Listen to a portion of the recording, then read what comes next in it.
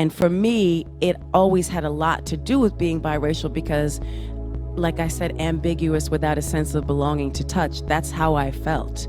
I felt like I didn't fit into the boxes that people cut out for us to be put into so they can feel more comfortable. In the previous episode, we looked at Tommy Mottola's pursuit to limit Mariah as an adult contemporary artist. And although Mariah successfully pushed back against this ideal by releasing the artistically diverse Emotions, due to its commercial underperformance, the label hardened its stance, squashing Mariah's attempts at moving beyond merely calculated pop. Can I sustain success? Yeah. If you get success and you have leverage, they'll get out of your way because you're making them a lot of money. But the minute you're not making them as much money, then they step in and they start playing these Jedi mind tricks on you. We know what to do. The public's going to forget about you. I mean, this kind of weird, like, yeah, you're in the room, but, we're the arbiter of whether you can stay in the room. It was during this creative tug of war Mariah's biggest selling record was released, the global juggernaut Music Box. Selling approximately 30 million records, it became one of the biggest selling albums in history. While many of her previous efforts were successful in the US, this era saw platinum achievements in Europe. The album included one of her all-time signature songs, Hero, and one of her most celebrated covers, Without You.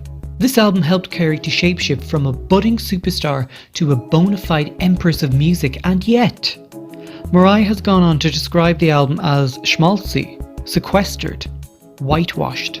Now, this isn't to deny the legitimate quality of Music Box, nor to dismiss the talent behind it, nor to misrepresent Mariah's feelings towards the record, a project she is proud of. However, Mariah's comments on the album expose the goal of this project, which was to push Mariah into the tidy, neat, middle-of-the-road category for monetary success, to create a non-threatening, safe, girl-next-door, fundamentally white artist, and not the mixed-race diverse woman Mariah really was. This is evident in the production of the lead single Dreamlover. Mariah collaborated with producer Dave Hall, which is significant as he was a fundamental figure in the production of Mary J. Blige's debut album, a revolutionary project that saw Blige frame her soulful vocals with a modern hip-hop beat. Mariah wanted to explore this creative innovation. She sought to incorporate an old-school sample to loop and become the backbone of Dreamlover. They chose Blind Alley, previously sampled in Big Daddy Kane's Ain't No Half Steppin'. On completion, Tommy Mottola, the head of Columbia Records, had mixed feelings and asked Walter to improve the song. Walter had co-written 4 songs with Mariah on her previous album, including the single Can't Let Go. His reworking of Dreamlover heavily altered how the sample was incorporated into the song, stating he had put a whole new shade of colours onto the track. Mariah's attempt at including a rapper were also squashed. Dreamlover, which is it was slightly whitewashed, rather than, when we put the organ solo and all that.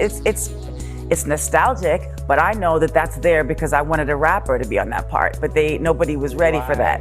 Yeah. As a result, the gap between Mariah's artistic intentions and the final product became more of a chasm.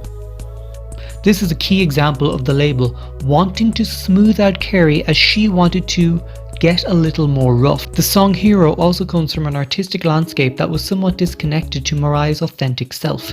It was originally a track Mariah wrote for Gloria Estefan to be used as a movie soundtrack for the film Hero starring Dustin Hoffman. As Mariah writes in her memoir, Hero was written for a mainstream movie to be sung by a singer with a different style and a different range, and she felt the message and the melody was fairly generic.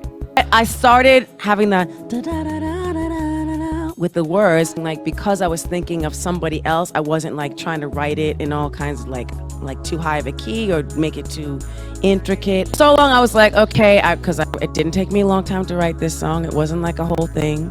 Columbia saw dollar signs when the demo was recorded and decided not only would Estefan not record the song, but that it would be released as part of Mariah's Music Box album. Now, as the decades have rolled by, Mariah has warmed to the song, particularly given the emotional attachment and the important moments in time she had performed the song. However, it's interesting that it was written from a somewhat cynical place. Reviews of the album mirrored this trepidatious perspective. The Los Angeles Times criticized the record, stating, "If you have an affection for soul, avoid this album, claiming its slick production was for listeners who liked their soul whitewashed and in small doses. Also in small doses were Mariah's soaring vocals, which were ubiquitous on her previous records. Many critics ridiculed Mariah's whistle notes and 5-octave range, leading to a more reserved vocal musicianship on Music Box, and yet, as a result, Christopher John Farley of Time criticised these pulled back vocals, accusing the record of being almost passionless. If I'm being honest, it often appeared that Mariah was damned if she did and damned if she didn't, a victim of recreational contrarianism of music critics. One substantial criticism, however, was from Mariah fans who worried she had championed her white heritage while squashing her black and Latin heritage for commercial gain, leading to tension in the media. So I was 18 years old when I got my first record deal. A lot of very powerful men controlled my career, what I wore, who I worked with, and every aspect of my overall image. But, they could never understand or embrace the essence of who I truly am. However, the public were ignorant to just how oppressive Columbia Records were in portraying Mariah as the Doris Day of 90s pop. Nevertheless, a soaring triumph on the album was Anytime You Need a Friend, a single that sold extremely well in Europe and showcased gospel-influenced vocals on Mariah. Overall, Mariah had entered an uncomfortable space. Yes, she had achieved eye-watering success, but it detoured from Mariah's personal vision. Matola had become the powerful Svengali, lurking in the shadows, making Mariah just vanilla enough to achieve mass appeal, and yet he was deeply unaware of the urban revolution that was confidently knocking on his door, and that more importantly, his Disney princess would become the fantasy Trojan horse. In the next episode, we'll be analysing how Mariah gained a creative freedom that not only changed her sound, but the sound of chart music indefinitely. Hi, I'm Diva Talk and thanks for watching.